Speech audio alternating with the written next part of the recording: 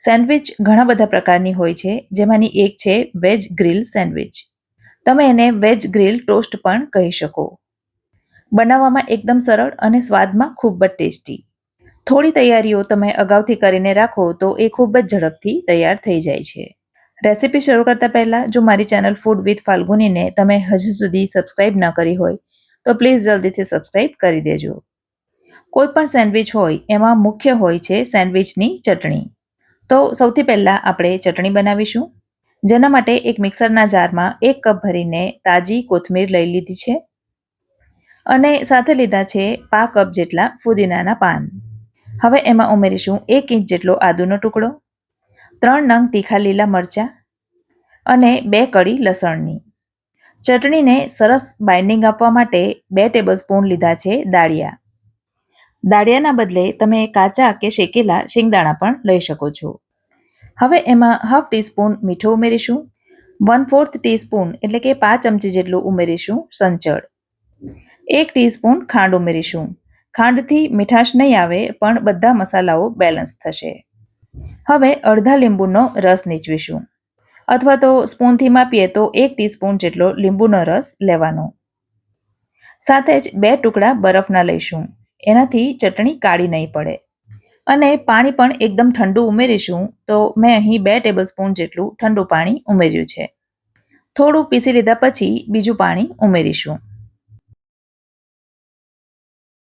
તો આ પ્રકારનું અધકચરું વટાઈ જાય એટલે 1/2 કપ જેટલું પાણી ફરીથી ઉમેરવાનું. અને હવે તમે જોઈ શકો છો એકદમ સરસ પરફેક્ટ કન્સિસ્ટન્સીની ચટણી બનીને તૈયાર છે. આ ચટણીને તૈયાર થાય એટલે ફ્રીજમાં રાખી દેવાની. જો બહાર રાખશો તો એ કાળી પડી શકે છે. અને હવે સેન્ડવિચનું સ્ટફિંગ તૈયાર કરીએ. જેના માટે 3 મીડિયમ સાઇઝના બાફેલા બટાકા લીધા છે, જેને મેશરની મદદથી મેશ કરી લઈશું. બટાકાને તમે ખમણી લો તો એ ચાલે. હવે એમાં 1/2 કપ જેટલું ઝીણું સુધારેલું કેપ્સિકમ ઉમેરીશું. 1/2 કપ જેટલી જ લીધી છે ઝીણી સુધારેલી ડુંગળી. 1 ટીસ્પૂન લીધો છે કાળા મરીનો પાવડર. 1 ટેબલસ્પૂન એટલે કે 1 મોટી ચમચી ભરીને લીધો છે સેન્ડવિચ મસાલો. આ મસાલો કોઈ પણ કિરાણા સ્ટોરમાં સરળતાથી મળી જાય છે. 1/2 ટીસ્પૂન લીધું છે લાલ મરચું. 1/2 ટીસ્પૂન લીધું છે મીઠું. અને 1 ટીસ્પૂન લીધી છે દળેલી ખાંડ. હવે આ સ્ટફિંગને વધારે ટેસ્ટી બનાવવા માટે 1 ચીઝ ક્યુબને છીણીને ઉમેરીશું. ઉપરથી તો આપણે ચીઝની સ્લાઇસ મૂકવાના છીએ, પણ સ્ટફિંગમાં પણ થોડી ચીઝ ઉમેરીએ તો સ્ટફિંગનો સ્વાદ ખૂબ જ વધી જાય છે. અને આ બધું એકદમ સરસ રીતે મિક્સ કરી લઈએ એટલે સ્ટફિંગ બનીને તૈયાર છે. હવે મેં અહીં સેન્ડવિચ બ્રેડ લીધી છે. એની સાઇડ્સ મેં કટ કરી લીધી છે, પણ તમે ન કરો તો એ વાંધો નથી. અહીં મેં 4 બ્રેડ લીધી છે અને સૌથી પહેલાં ચારેય બ્રેડ પર બટર લગાવી દઈશું. અને હવે 2 બ્રેડ ઉપર જે ચટણી બનાવી એ લગાવી દઈશું. અને બાકીની 2 બ્રેડ ઉપર ટોમેટો કેચઅપ લગાવી દઈશું. હવે ટોમેટો કેચઅપવાળી બ્રેડ ઉપર જે સ્ટફિંગ આપણે તૈયાર કર્યું એ થોડું થોડું સ્પ્રેડ કરી દઈશું. અને સ્ટફિંગની ઉપર થોડો થોડો સેન્ડવિચ મસાલો છાંટી દઈશું. અને એક ચીઝની સ્લાઇસ મૂકી દઈશું. કોઈ પણ પ્રકારની સેન્ડવિચ હોય ચીઝ વગર અધૂરી જ હોય છે.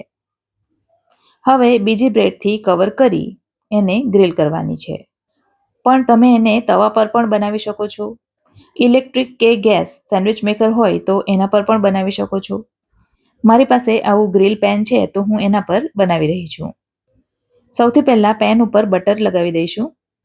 એના ઉપર સેન્ડવિચ મૂકી થોડી વાર થવા દઈશું અને ઉપરની તરફ પણ બટર લગાવી દઈશું. અને બંને તરફ ફેરવી ઉપરથી એકદમ ક્રિસ્પી થાય ત્યાં સુધી શેકી લઈશું. એ જ રીતે બીજી સેન્ડવિચ તવા ઉપર બનાવીશું, જેના ઉપર બટરના બદલે મેં ઘી લીધું છે. તો જે રીતે પેનમાં શેકી બસ એ જ રીતે તવા ઉપર પણ શેકી લેવાની. આ સેન્ડવિચ ફ્રેન્ડ્સ એટલી બધી ટેસ્ટી બને છે કે મારા ઘરમાં તો જ્યારે પણ સેન્ડવિચ બને ત્યારે આ જ સેન્ડવિચ બને છે. એને વચ્ચેથી કટ કરી ટોમેટો કેચઅપ અને ગ્રીન ચટણી સાથે સર્વ કરવાની.